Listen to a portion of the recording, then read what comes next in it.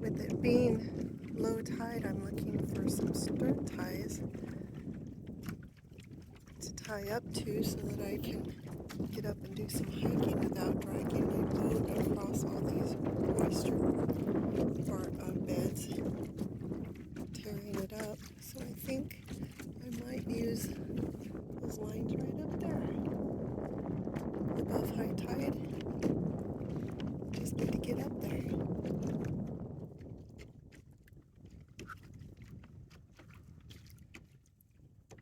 Big old chunky rock.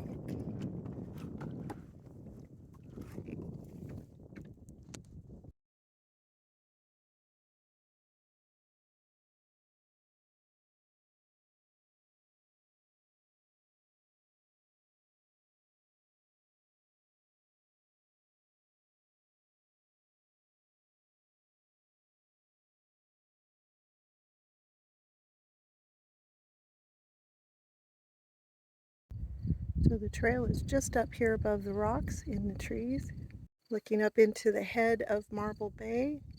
You definitely want to check tide tables if you bring your dinghy or kayak or canoe in here, because you could end up having a long portage over very rough rock and oyster beds. Or you could end up like this over here. This is looking from the southeast towards the bay. This is a trail coming into the very head of Marble Bay. It's going to dead end up here in mud flats. If you want to see the mud flats, go left with the trail sign up here, MBT. But if you want to go catch up to the Eagle Cove Trail, stay to the right. This is a really pretty hike with a mix of moss, little riparian area, a meadow, and then it goes in and out of dark forest. And this trail is extremely well marked with flagging tape, multiple colors, to mark the different trails when they intersect or cross. You'll follow a rocky road for half a kilometer, a little more than a quarter mile. Here's where you come out from the road to the next junction, which again is very well signed. You can hear the road traffic just over to the south. We are at the intersection on the north end of the Gnome Trail loop. To the right finishes the loop and goes back to the Marble Bay Trail. On the left here, we'll just peek around the trail, because if you want to continue heading north to Eagle Cove and you don't already have a map, you may want to download one from this QVC code, which is very handy. Let's see if I can get a better picture. And it continues on through the moss. Beautiful trail. We're going to continue our little gnome tour. And here's a little sentinel, a greeter with his blockhouse. You are now entering the gnome forest. Keep your eyes peeled for gnomes and their homes.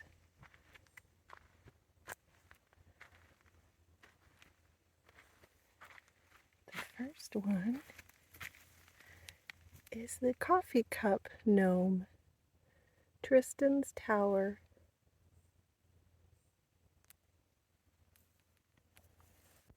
The candy cane house or the gingerbread house.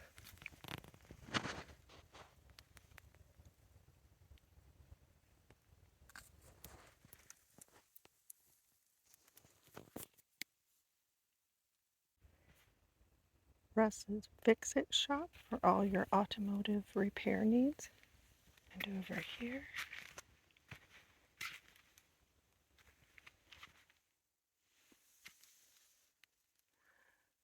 the Wizard Gnome with his tower.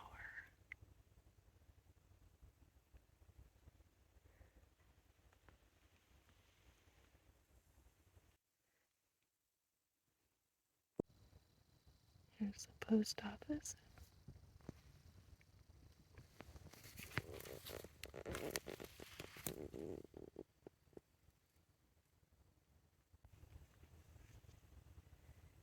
Here's a very deluxe cabin or lodge.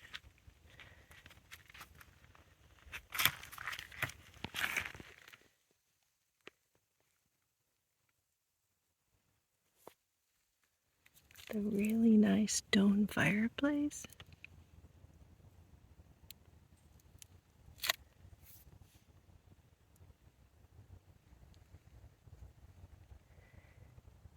And right next to him is their basketball court. Because even gnomes need exercise and like to have fun. This gnome must be from Switzerland. Built him a little Swiss chalet here in the forest, nestled among the moss.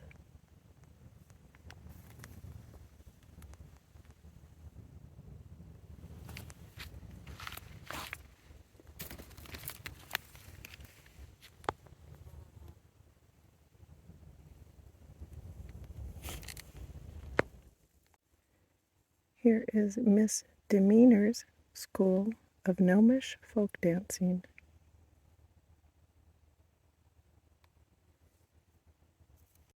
Under construction.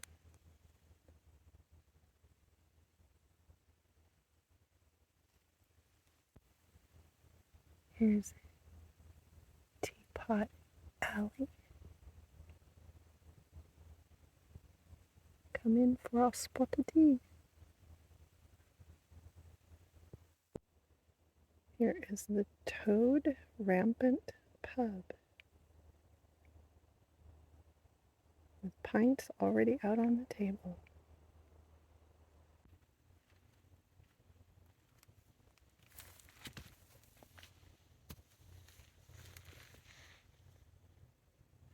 Let's see who's inside.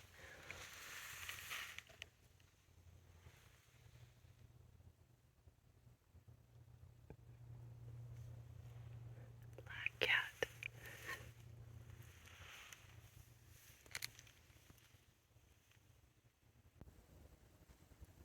Apparently we have noble gnomes with their own castles and drawbridge.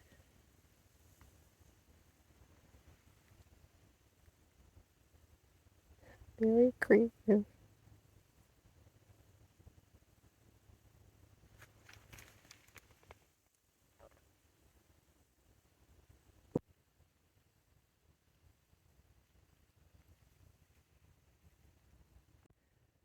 There's a fancy gnome house.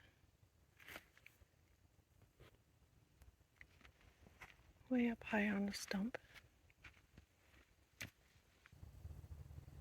There's a gnome out in front of his house. All the other gnomes have been very reclusive. In his rock garden.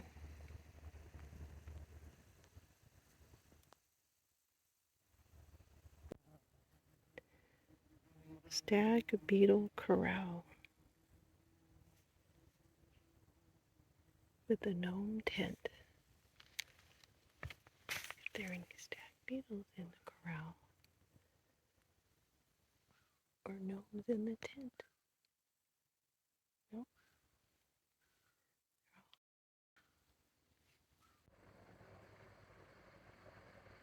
The head of Marble Bay is pretty shallow and all mud, but look at that current coming in. When the tide turns, it changes fast. It's like a river returning to its headwaters backwards.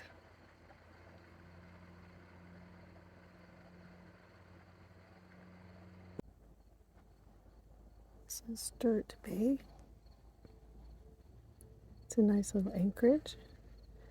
My kayak's tied up on the other side of this rock. Nice paddling, and the trail just kind of circumnavigates each of these little points. Came down from right over through there, through the sea asparagus. I'm going to have a little wading to do to get over to my kayak. It's a beautiful, calm night.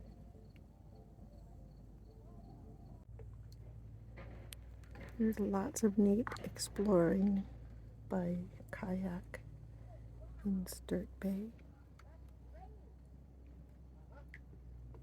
Really clear water, really neat rock.